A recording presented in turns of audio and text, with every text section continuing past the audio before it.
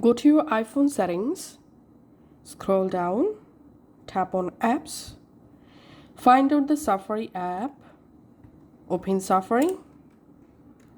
In Safari settings, scroll down, tap on request desktop website, turn on all websites.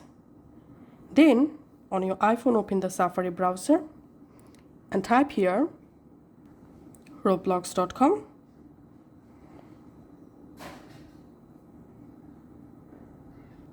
Tap on login. And now go ahead and log into your Roblox account. Once you successfully signed into your Roblox account, now tap this hamburger menu at the top left. In here, tap on avatar. And now you can pinch your fingers to zoom in or zoom out this avatar page. Now from here, you can go ahead and easily edit your avatar. Let's hover over on head and body. And let's select here skin tone.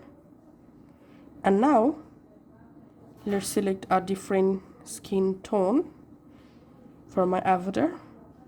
And as you can see, the skin tone successfully applied. So now go ahead and edit your avatar from Safari browser.